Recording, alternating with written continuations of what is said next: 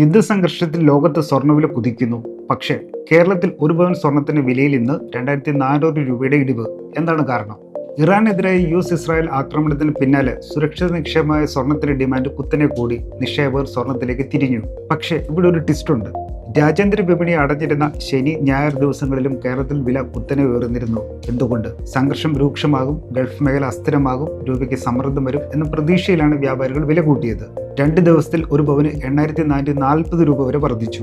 തിങ്കളാഴ്ച രാവിലെ രാജ്യാന്തര വ്യാപാരം പുനരാരംഭിച്ചു. പക്ഷേ പ്രതീക്ഷിച്ചതുപോലെ സ്വർണം അത്ര ശക്തമായി ഉയർന്നില്ല.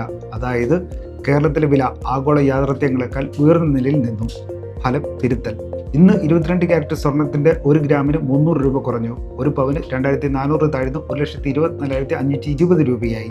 ഇത് ഇടിവല്ല, ഇത് മാർക്കറ്റ് അഡ്ജസ്റ്റ്മെന്റ് ആണ്. യഥാർത്ഥ വ്യാപാര നിരക്കുമായി പൊരുത്തപ്പെടുത്തി. അതുകൊണ്ട് ഓർക്കണം, കേരളത്തിലെ ആഭരണ വില ആഗോള സാഹചര്യങ്ങൾ മാത്രമല്ല പിന്തുടരുന്നത്. പ്രതീക്ഷകൾ, രൂപയുടെ നീക്കങ്ങൾ, സമയവ്യത്യാസങ്ങൾ എല്ലാം ചേർന്നാണ് വില മാറുന്നത്. അതാണ് ഇന്നത്തെ സ്വർണ്ണക്കഥ.